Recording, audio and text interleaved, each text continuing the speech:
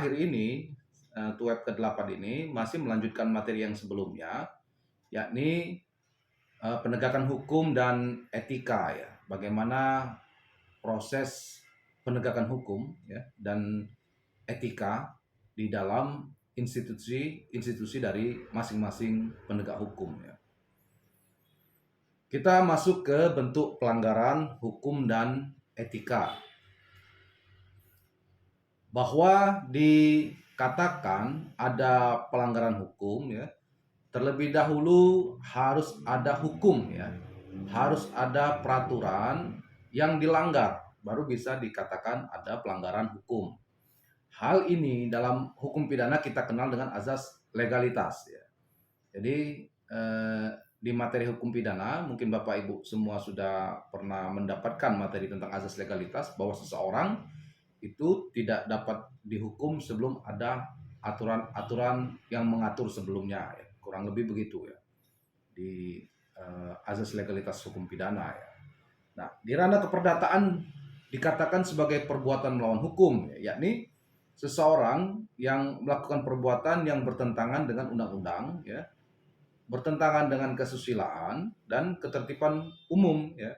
Perbuatan dimaksud menimbulkan kerugian bagi orang lain dan ada hubungan kausal antara perbuatan melawan hukum yang dimaksud dengan kerugian yang dialami. Jadi di hukum perdata ya, ada yang namanya perbuatan melawan hukum, yaitu adanya perbuatan yang dilakukan oleh seseorang itu melanggar undang-undang, melanggar kesusilaan, melanggar ketertiban umum dan merugikan orang lain. Makanya di dalam kita atau seseorang yang ingin mengajukan gugatan-gugatan atau permohonan atau gugatan ke pengadilan terkait perbuatan melawan hukum ya, di dalamnya mesti mencantumkan kerugian yang dialami ya, sehingga ada korelasi ya atau ada hubungan kausal antara perbuatan yang dilakukan orang lain terhadap kita dengan kerugian yang kita alami. Immanuel Kant menyatakan bahwa hukum sebagai suatu sistem dapat diklasifikasikan menjadi dua jenis. Yang pertama adalah hukum kodrat ya, yakni norma yang ditetapkan oleh Tuhan yang mengandung prinsip a priori ya. Menurut paham hukum kodrat, hakikat hukum dapat ditemukan dalam bentuk norma yang ditetapkan oleh kekuasaan di luar diri manusia, yaitu Tuhan yang Maha Kuasa. Hukum kodrat sebagai norma yang ditetapkan oleh Tuhan dibedakan menjadi dua macam sebagai yang berikut. Pertama, hukum kodrat seadanya atau well design, berupa gejala alam bersifat konkret yang secara empiris dapat ditangkap oleh panca indera. Misal, air mengalir di tempat tinggi ke tempat rendah ya, barang jatuh dari atas ke bawah, permukaan air dalam bejana berhubungan sama ya, bumi mengelilingi matahari dan minyak ya tidak mau bercampur dengan air gitu ya. Nah, ini hukum kodrat gitu. Kemudian ada hukum kodrat yang seharusnya well desolent ya, berupa gejala yang menguasai kodrat manusia dan kodrat hukum itu sendiri. Misal, orang kuat menolong orang yang lemah ya. Orang mematuhi hukum yang berlaku ya, hukum menjamin ketertiban, hukum menciptakan keadilan dan sebagainya. Jadi itu yang dimaksud dengan hukum kodrat seharusnya. Jadi kalau di teori hukum juga ada yang namanya Dasein dan Dasollen ya. Bagaimana hukum secara tertulis ya, dan bagaimana hukum secara faktanya ya. Nah, ternyata di hukum kodrat juga dikenal well design dan well desollen begitu. Itu terkait hukum kodrat yang pertama ya. Kemudian yang kedua, ada hukum positif, yaitu norma buatan dari manusia selaku pembentuk undang-undang atau bisa kita sebut dengan legislator ya, yang pembuat undang-undang, yang mengandung prinsip yang dikehendaki oleh pembentuk undang-undang ya. Tujuan dari hukum positif menurut Thomas Aquinas ialah setiap orang selaku anggota masyarakat dan warga negara berkelakuan baik. Itu tujuan dari hukum positif gitu ya. Nah, untuk menjamin ketaatan terhadap hukum positif dalam pemberlakuan hukum positif itu terkandung sanksi berupa keharusan mengganti kerugian, bisa juga sanksinya pembayaran denda, ya, bisa juga sanksinya pencabutan hak tertentu, pidana penjara dalam waktu tertentu, atau waktu seumur hidup, ya, bahkan ada juga pidana mati, ya, sanksi-sanksinya ini. Nah, di sini letak keunggulan hukum positif, yakni mempunyai external power untuk memaksa berlakunya hukum dimaksud. Ya. Jadi adanya sanksi-sanksi yang tertera di dalam hukum positif kita, ya, diharapkan menjadi external power, kurang lebih begitu ya, agar orang yang ingin melakukan suatu tindak pidana itu mesti mikir sekian kali juga ya. Jadi tidak serta-merta mesti melakukan perbuatan itu karena ada sanksi yang seharusnya kita hindari begitu ya. Nah, ini kan korelasinya dengan filsafat hukum juga ya. Oleh karena itu dapat dinyatakan bahwa hukum positif buatan penguasa atau pembentuk undang-undang merupakan hal-hal sebagai berikut. Pertama, realisasi hukum kodrat yang dilengkapi dengan sanksi ya. Yang kedua, penjelmaan kehendak penguasaan yang bertujuan anggota masyarakat atau warga negaranya menjadi baik ya. Penjelmaan kehendak penguasa maksudnya begitu yang bertujuan agar masyarakat ini menjadi baik ya. Kemudian yang ketiga, kehendak penguasa yang jujur dengan menciptakan hukum positif yang baik, atau sebaliknya kehendak penguasa yang zalim dengan menciptakan hukum yang tidak baik. Yang keempat, bentuk ketaatan warga negara pada penguasa yang baik sehingga warga terbiasa berbuat baik, atau karena takut ancaman sanksi yang keras sebagai ciri khas hukum positif buatan penguasa. Kemudian keseimbangan antara keadilan, daya guna, dan kepastian hukum. Penegakan hukum dapat dirumuskan sebagai usaha melaksanakan hukum sebagaimana mestinya, ya, mengawasi pelaksanaannya agar tidak terjadi pelanggaran, dan memulihkan hukum yang dilanggar supaya ditegakkan kembali. Restitutio in integrum, istilahnya begitu. Kemudian penegakan hukum dilakukan dengan penindakan hukum menurut urutan sebagai berikut. Yang pertama, ada yang namanya teguran, peringatan supaya menghentikan pelanggaran dan jangan berbuat lagi ya. Yang kedua, pembebanan kewajiban tertentu, bisa ganti rugi, bisa denda begitu. Kemudian penyisihan atau pengucilan ya, seperti penjara begitu ya. Kemudian pengenaan sanksi badan.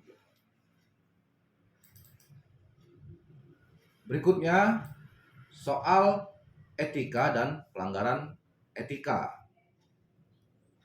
Burton ya, menjelaskan bahwa etika itu berasal dari bahasa Yunani kuno ethos dalam bentuk tunggal yang berarti adat kebiasaan, adat istiadat, atau akhlak yang baik.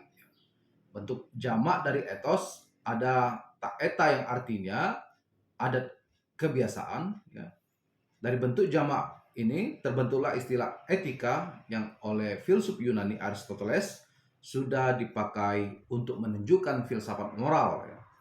Berdasarkan asal-usul kata ini, ketika etika berarti ilmu tentang apa yang biasa dilakukan atau ilmu tentang adat kebiasaan. Pendapat lain menyatakan bahwa etika adalah sesuatu yang menyangkut keyakinan mengenai nilai-nilai yang menurut Robert M. Steman ya, nilai adalah sesuatu yang dijunjung tinggi, sesuatu yang memberi makna kepada hidup ya, yang memberi hidup ini titik tolak, isi dan tujuan. Oleh karena itu, tindakan etis berpegang pada prinsip-prinsip nilai. Apa saja? Yang pertama, tindakan etis harus laras dengan martabat manusia. Kedua, tindakan etis harus selaras dengan integritas manusia. Yang ketiga, bahwa tindakan etis harus setia pada yang benar. Ya. Lalu tindakan etis itu peran bukan cita-cita. Tindakan etis itu menolak yang salah. Ya. Tindakan etis itu mampu menyatakan tidak. Tindakan etis itu harus tulus. Ya. Tindakan etis itu tidak menghalalkan segala cara untuk mencapai tujuan. Tindakan etis itu berani mengambil risiko. lalu tindakan etis itu harus bermetode. Nah, ini eh, penjelasan terkait masing-masing nilai dalam tindakan etis ini bisa dibaca di modul Bapak Ibu semua ya.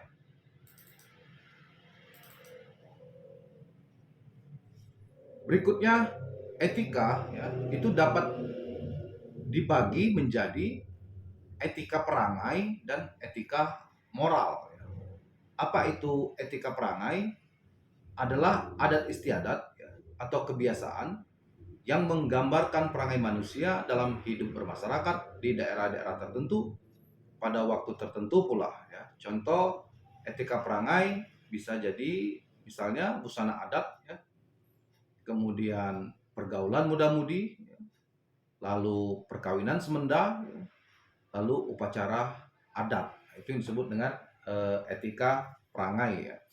Kemudian ada etika moral berkenaan dengan kebiasaan perilaku baik dan benar berdasarkan kodrat manusia. Apabila etika ini dilanggar, timbul kejahatan, yaitu perbuatan yang tidak baik dan tidak benar. Kebiasaan ini berasal dari kodrat manusia yang disebut dengan moral. Contoh dari etika moral ini misalnya berkata dan berbuat dengan jujur, begitu. Lalu menghargai hak-hak orang lain, ya, menghormati orang tua dan guru, ya, membela kebenaran dan keadilan, ya, menyantuni anak yatim piatu. Nah, ini bentuk-bentuk dari etika moral. Etika ini juga memiliki cara berpikir perspektif, ya. Pemahaman tentang cara-cara berpikir tersebut penting agar kita bisa mengambil tindakan etis secara lebih utuh dan komprehensif. Ya. Minimal ada 3 cara berpikir dalam etika, yaitu deontologis, teleologis, dan konseptual. Etika deontologis adalah cara berpikir etis yang mendasarkan diri pada prinsip atau norma objektif yang dianggap harus berlaku dalam situasi dan kondisi apapun. Wujud paling konkret dari prinsip atau norma objektif dimaksud misalnya hukum atau norma-norma moral agama, ya, adat, dan lain sebagainya, bertindak sesuai hukum atau norma, maka itu etis. Tokoh utama etika deontologis ini adalah Immanuel Kant. Ya. Prinsipnya adalah semua kewajiban yang melekat pada tugas, posisi, dan jabatan kita adalah menjadi dasar tindakan etis kewajiban kita. Itu yang dimaksud dengan etika deontologis. Lalu ada etika teleologis. Ya. Nilai etik sebuah tindakan ditentukan oleh tujuan. Ya. Betapapun benarnya, kalau dilakukan dengan tujuan jahat, itu jahat secara etis. Cara berpikir ini selalu digandengkan dengan konsekuensi sebuah tindakan ya. Tindakan yang berangkat dari tujuan luhur, apalagi berakibat baik, ya, dia baik secara etis. Gitu. Jadi setiap tindakan itu juga ditentukan oleh tujuannya ya. Jadi kalau itu tujuannya jahat, meskipun dilakukan dengan cara-cara yang baik ya, maka ini menjadi tidak baik ya, begitu, tidak etis. Nah, tapi kalau dia tujuannya baik ya, dilakukan pula dengan cara-cara yang baik ya, maka itu yang disebut dengan etis gitu. Nah, yang termasuk etika teleologi adalah paham utilitarianisme ya. Aliran yang menekankan kebahagiaan sebagai tujuan dari sikap tindakan. Tindakan yang etis adalah tindakan yang menunjang kebahagiaan. Nah, ini yang dimaksud dengan etika teleologis ya. Lalu ada yang terakhir yaitu etika kontekstual ya. Etika jenis ini meyakini bahwa tidak ada tindakan atau keadaan yang dalam dirinya baik atau jahat. Baik atau jahat tergantung pada konteks situasi. Misal tentang larangan berbohong begitu. Bagaimana apabila berbohong adalah satu-satunya cara untuk menyelamatkan orang tidak bersalah dari amukan sekelompok orang yang salah juga. Di sini bohong justru merupakan kewajiban untuk menghindari adanya tindakan main hakim sendiri. Nah, itu etika kontekstual. Kohlberg ya menyebut ada 6 tipe kesadaran etis manusia.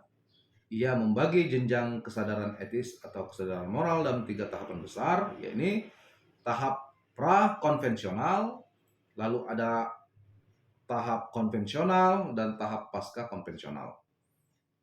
Pertama, moral pra-konvensional ya. Sering disebut moralitas kekanak-kanakan ya. Dalam tahap moral konvensional, mereka mematuhi kesepakatan-kesepakatan itu dengan penuh kesadaran karena yakin bahwa itu benar ya dan baik ya adanya, akan tetapi tidak begitu pada tahapan moral pra-konvensional ya. Jenjang paling awal dari kesadaran etis seseorang adalah kesadaran yang berorientasi pada hukuman.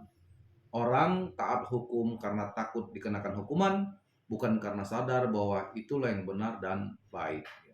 Jenjang kedua ditunjukkan oleh adanya tindakan moral seseorang yang masih kekanak-kanakan, yang sudah lebih rasional ya. Orang sudah mulai hitung-hitungan.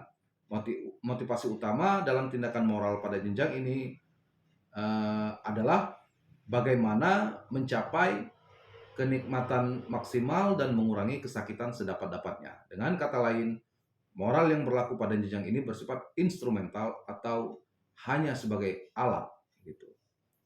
Lalu ketaatan hukum di Indonesia sulit diwujudkan karena kuatnya moralitas instrumental ini. Ketaatan terhadap hukum bukan karena pertimbangan kemaslahatan umum, tetapi karena pertimbangan untung rugi bagi diri sendiri. Lalu moralitas konvensional ya. Jenjang ketiga pada moralitas konvensional tidak berpusat pada diri sendiri, tetapi sudah lebih luas ya. Orang sudah benar-benar memperhitungkan orang lain, berusaha semaksimal mungkin untuk memenuhi harapan masyarakat di sekitarnya, dan berusaha tidak melakukan yang dilarang. Lalu ada moralitas pasca konvensional ya. Moralitas pasca konvensional adalah moralitas yang tidak lagi tergantung pada faktor dari luar, bukan orang lain ya atau kelompok yang harus mengambil keputusan mengenai apa yang boleh dan tidak, melainkan diri sendiri yang harus mengambil keputusan itu ya. Jadi sebagai contoh juga ya, jadi kemarin saya mendampingi klien saya ya. Jadi dia dilaporkan sendiri oleh anak kandungnya yang perempuan yang paling besar ya. Jadi gara-gara si anak kandung ini, bapak dan ibunya ini kan sudah cerai nih, bapak dan ibunya nih sudah putusan sidang bercerai, tinggal menunggu ikrar talak di pengadilan agama, kurang lebih begitu ya. Kemudian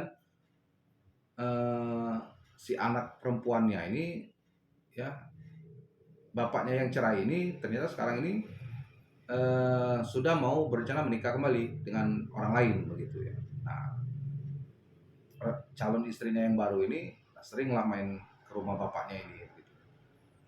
Nah, si anaknya ini datang terus begitu ke rumah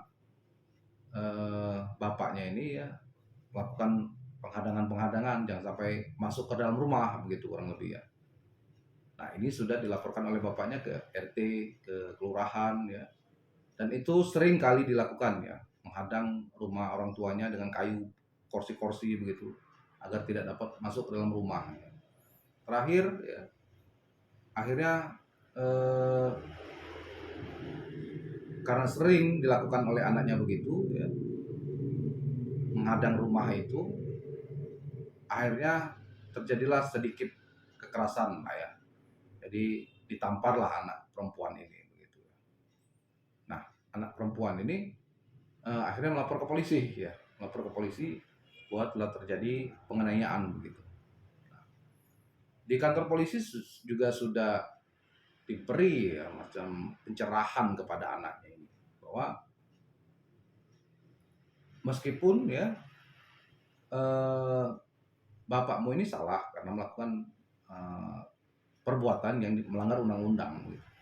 Tapi tindakan kamu di awal begitu ini memancing emosi bapakmu, menghadang rumah dan segala macam. Kemudian yang kamu laporkan ini juga bapakmu sendiri. Nah, inilah yang disebut dengan konteks moral ya, konteks moral. Jadi di mana posisi moral kita mesti mulai dikedepankan. Ketika si anak ini ya kan sudah paham bahwa orang tuanya kan sudah menuju perceraian, tinggal menunggu jadwal ikrar talak ya. Nah, kita sebagai anak ya tidak boleh melakukan penghadangan-penghadangan rumah, orang tua tidak boleh masuk ke dalam rumah. Nah, itu kan eh, menunjukkan tindakan moral yang kurang baik ya. Kalau memang eh, antara kedua orang tua yang sudah berpisah ini ada semacam misalnya perlu kepastian hukum soal harta gono gini misalnya begitu ya, ya harus dilakukan gugatan ke pengadilan agama, tidak dengan melakukan penghadangan-penghadangan ya. Itu dengan cara-cara yang juga melanggar undang-undang. Kemudian dilihat oleh tetangga juga tidak baik ya, seorang anak yang begitunya dengan orang tua yang selama ini membesarkan dan menyekolahkan ya sampai dia bisa bekerja begitu ya. Nah, ini juga mesti mengedepankan moralitas ya dalam melakukan sebuah tindakan. Nah, ini sebagai contoh ya, contoh yang perlu di kita elaborasi kembali ya.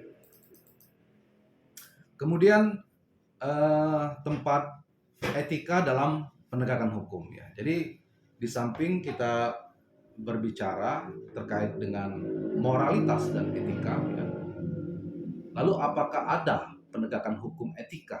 Ya, tentu ada ya penegakan hukum etika ini. Kita memahami dulu penegakan hukum ya adalah sebuah tugas ya, tugas yang diemban oleh aparat penegak hukum ya. Hal itu menurut Immanuel Kant merupakan imperatif kategoris atau kewajiban mutlak tanpa syarat.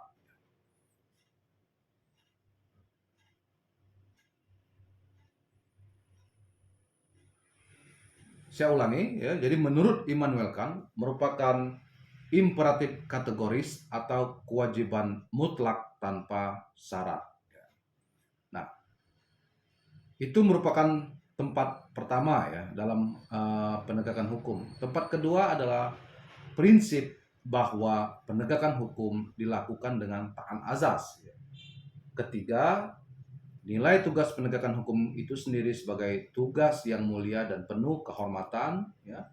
Keempat, penghayatan jati diri aparat penegak hukum sejati. Ya.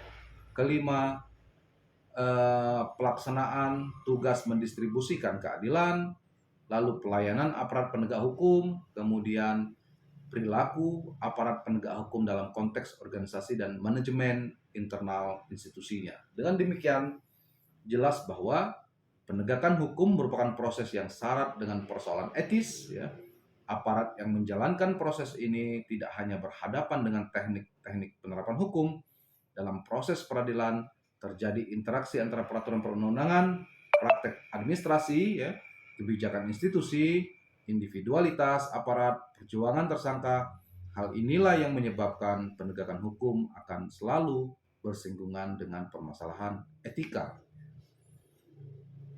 Sekarang terkait soal penegakan kode etik. Kode etik umumnya memberikan petunjuk ya kepada anggotanya untuk berpraktik dalam profesi, khususnya menyangkut bidang-bidang antara lain hubungan antara klien dengan tenaga ahli dalam profesi, pengukuran dan standar evaluasi yang dipakai dalam profesi, penelitian dan publikasi profesi, konsultasi dan praktik pribadi, ya, tingkat kemampuan, administrasi personalia, standar-standar untuk pelatihan. Kemudian perlu diketahui bahwa kode etik profesi itu tidak sama dengan undang-undang ya. Seorang pemegang profesi yang melanggar kode etik profesi menerima sanksi atau denda dari induk organisasinya.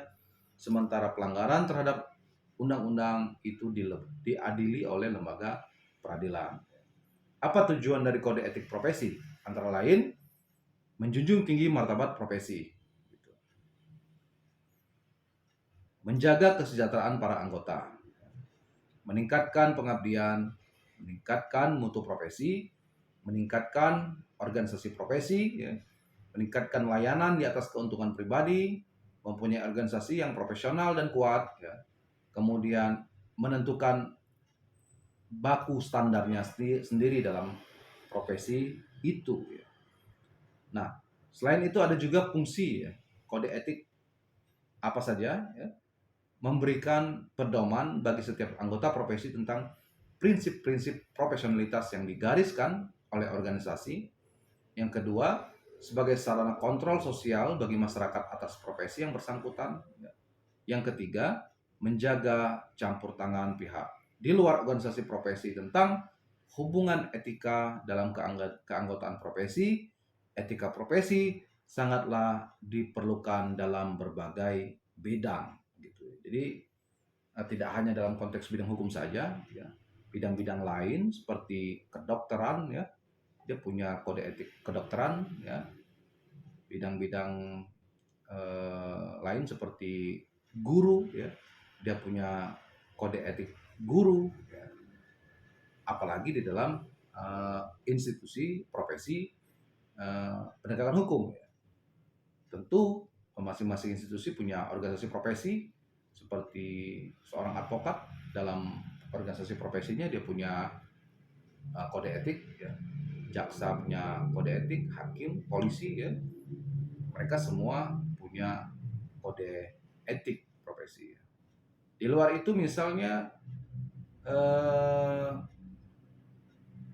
seorang komisioner KPU, ya. Komisioner KPU juga punya kode etik, ya. Makanya dia punya dewan kehormatan, ya. Jadi ada nilai-nilai yang harus dijaga seorang komisioner KPU. Apabila dilanggar, maka bisa kemungkinan untuk diadili di Dewan Kehormatan Penyelenggara Pemilu misalnya gitu. Dan masih banyak lagi, ya, persoalan-persoalan kode etik profesi di institusi-institusi yang lain. Gitu. Dengan adanya etika profesi hukum diharapkan, ya, para profesional yang bekerja di bidang hukum punya kemampuan individu yang kritis, ya, antara lain kemampuan akan kesadaran etis, kemampuan akan berpikir etis, kemampuan untuk bertindak etis, kemampuan kepemimpinan etis. Seperti yang saya alami, ya, saya punya klien, ya, ini guru honorer, ya, sedang dihadapkan sebuah persoalan, ya. Nah, jadi pada saat ingin negosiasi fee lawyer, ya, lawyer fee atau nilai jasa begitu, ya. Saya juga mesti mempertimbangkan penghasilan dari seorang guru honorer ini, ya. Jadi memang bahwa guru honorer ini berkemungkinan salah, yang melakukan penganiayaan, ya, dugaan penganiayaan terhadap anak, ya. Dan ini akan prosesnya cukup panjang, akan ada penyidikan tingkat kepolisian, ya, lalu pelimpahan ke tingkat kejaksaan, masuk lagi ke tingkat persidangan, ya. Kalau mau berpikir tentang berapa energi, ya, yang dan biaya akan kita keluarkan untuk melakukan pendampingan selama itu, tentu akan sangat besar juga, ya, gitu, ya. Nah, cuman kita kan di dalam undang-undang advokat bahwa nilai kontrak seorang advokat itu didasarkan pada kesepakatan antar pihak, ya. Di satu sisi ada juga pertimbangan bahwa seorang advokat itu harus membantu, ya, masyarakat yang tidak mampu. Nah, oleh karena itu ketika ada seorang oknum guru honorer, ya, yang juga melakukan penganiayaan terhadap murid yang dilaporkan oleh pihak muridnya, ya, oleh keluarga dari muridnya ini tadi, dilaporkan ke polisi, saya langsung mengambil keputusan untuk melakukan pendampingan, ya. Karena ini orang yang perlu didampingi, ya. Dia melakukan mungkin bukan penganiayaan, ya, sanksi disiplin lah, ya, di dalam sekolah, namun sedikit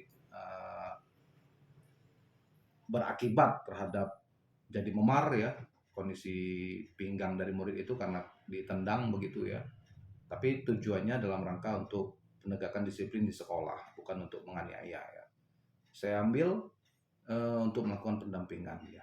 Nah itu juga berkaitan dengan etika profesi hukum. Tidak boleh seorang advokat misalnya eh, mentang-mentang ya si yang dilaporkan ini ya punya kemungkinan yang besar untuk salah, akhirnya kita juga menakut-nakuti misalnya begitu.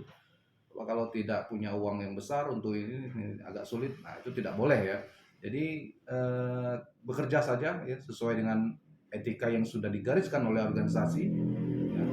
Tentunya kalau persoalan rezeki ya kan tidak hanya batas itu saja ya, tentu Tuhan mengetahui apa yang kita lakukan kepada sesama manusia ya.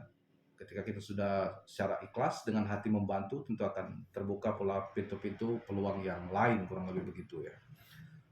Nah itu terkait etika profesi ya. Kemudian siapa saja ya yang mempunyai eh, profesi-profesi hukum ya yang dilingkupi oleh etika profesi ya.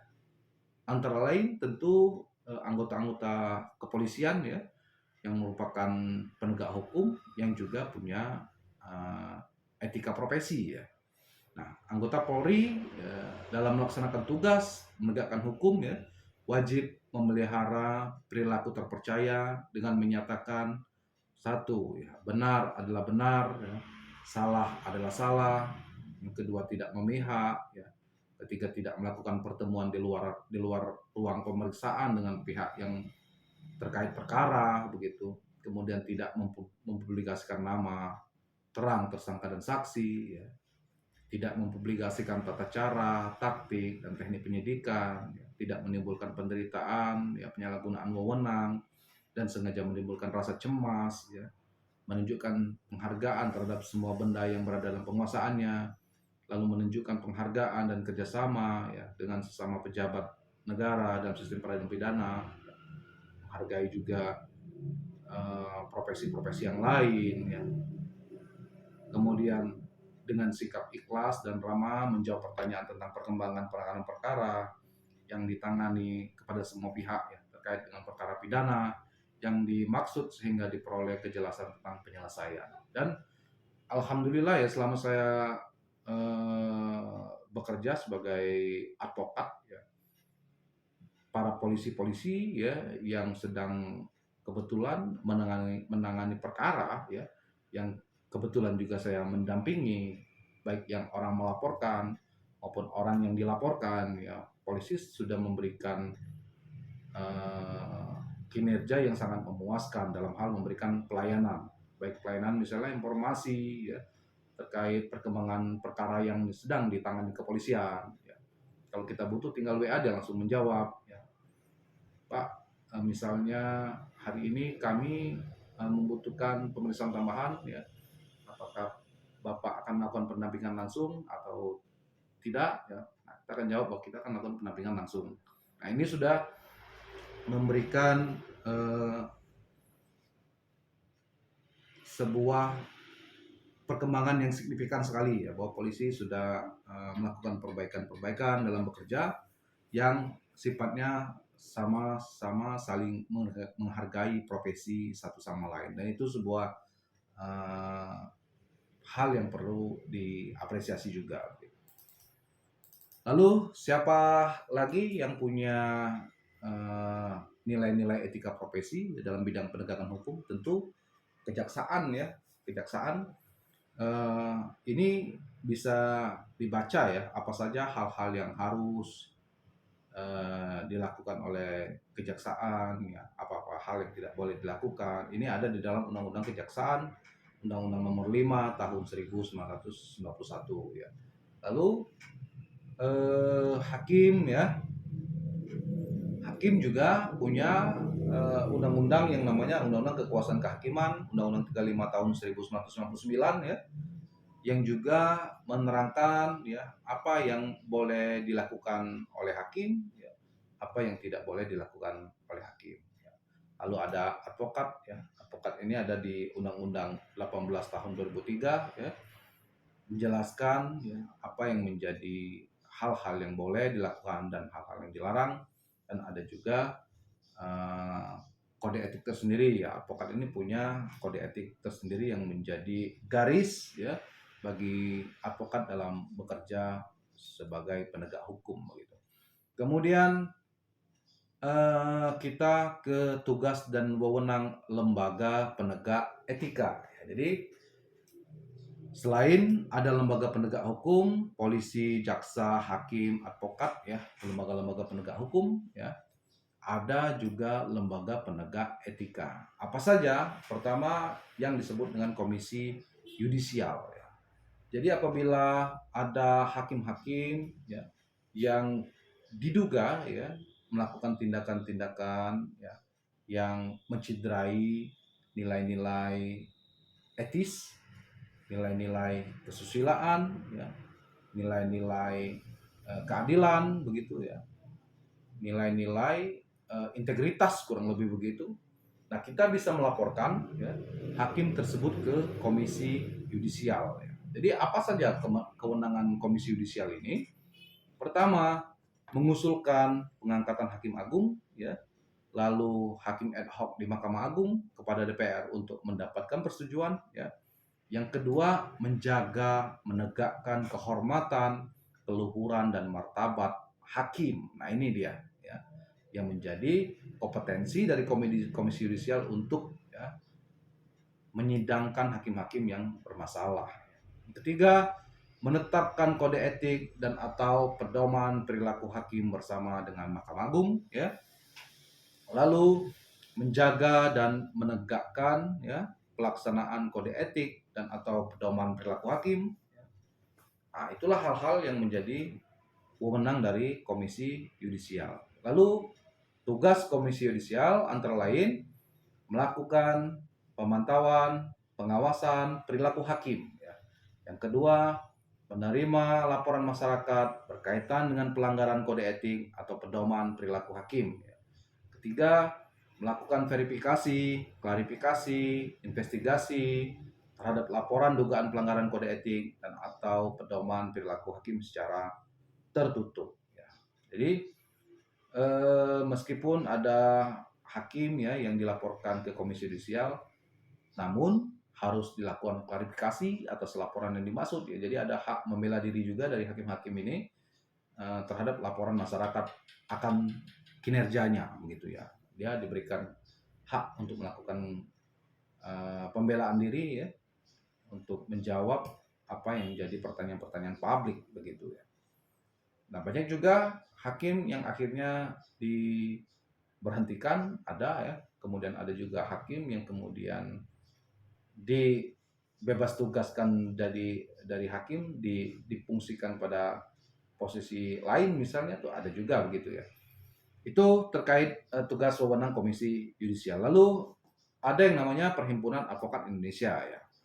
Advokat adalah orang yang berpraktik memberi jasa hukum baik di dalam maupun di luar pengadilan yang memenuhi syarat berdasarkan undang-undang ya yang berlaku baik sebagai advokat, pengacara, penasihat hukum ya, pengacara praktek ataupun sebagai konsultan hukum.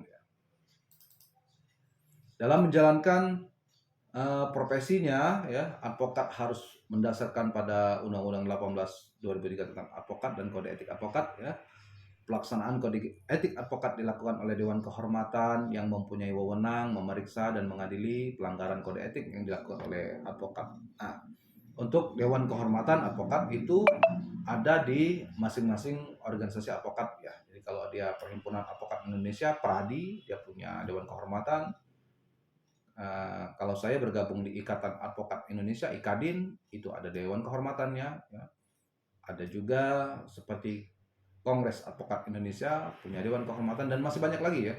Ada puluhan ya anggota atau organisasi-organisasi advokat ini dan masing-masing organisasi advokat tuh punya Dewan Kehormatan ya. Lalu pemeriksaan sebagaimana dimaksud dilakukan melalui dua tingkat yaitu tingkat Dewan Kehormatan cabang atau daerah ya dengan tingkat pusat atau nasional. Jadi contohnya sebagai Ikatan Advokat Indonesia tempat saya bernaung ya itu punya dewan kehormatan di tingkat provinsi, ya, dan selanjutnya punya juga dewan kehormatan di tingkat pusat. Pengaduan dapat diajukan oleh pihak-pihak yang berkepentingan dan merasa dirugikan, yaitu klien, ya, teman sejawat, ya, pejabat pemerintah, anggota masyarakat, ya, dewan pimpinan pusat, cabang, daerah dari organisasi profesi yang teradu menjadi anggota. Salah satu contoh yang sempat viral, ya, persoalan Arif Rasman Nasution, ya, yang seorang advokat, ya, dibawa Kongres Advokat Indonesia, ya, akhirnya dia disidang secara etik dan diberhentikan dari Kongres Advokat Indonesia, gitu ya. Kemudian Majelis Pengawas Notaris dan Organisasi Notaris. Nah, notaris, ya, juga salah satu